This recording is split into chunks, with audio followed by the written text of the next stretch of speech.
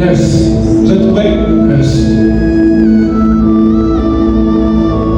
Alors, le premier moyen, le premier canal par lequel Dieu pourvoit par les hommes. Écrivez. Dieu pourvoit par les hommes. Vous devez savoir que dans notre royaume, Dieu utilise souvent des hommes comme des instruments de sa provision. La plupart des choses que Dieu fait sur terre, alléluia, ça passe par les mains des hommes. Yes. Alléluia. Yes. Est-ce que vous savez que la plupart de nos requêtes de prière, leur réponse est entre les mains de celui qui a demandé? Yes. Amen. Je vous raconte une histoire. Il arrivait là-bas et dit, Seigneur, nous lui patchons pour $100. Il n'avait besoin que de $100. Il a tellement pleuré devant Dieu. Il y avait quelqu'un qui était à ses côtés. Il a sorti $100 dans sa poche. Il a dit, il va chuter. Laisse-moi parler à Dieu. Moi, j'ai pris des millions quand tu parles. Donc, il a pris $100. Il a fait ses missions.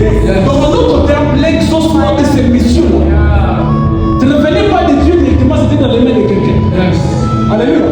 Ainsi, dans notre royaume, Dieu pourvoit par les hommes. C'est lui qui est assis ou assise à tes côtés. Peut être le canal par lequel Dieu passera dans 10 ans. Yes.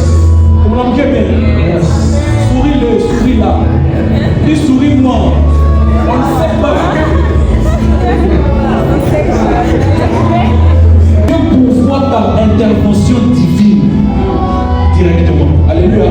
Il arrive de fois que quand Dieu ne trouve pas un homme, alléluia, qui peut faire, il envoie directement une intervention divine. Yes. Alléluia. Yes. Genèse chapitre 22, le verset 13 que nous avons lu, elle déclare, Abraham leva les yeux et vit derrière lui un bélier. En français, il y a erreur. Yes. Ça c'est vrai. Yes. Pourquoi quelqu'un peut lever les yeux et voir derrière? Comment?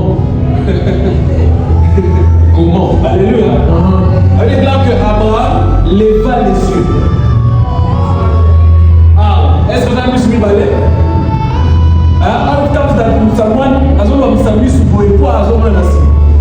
Alléluia. Je vais vous expliquer tout à l'heure. Matthieu chapitre 17. Le canal par lequel Dieu pourvoit par ce que tu as.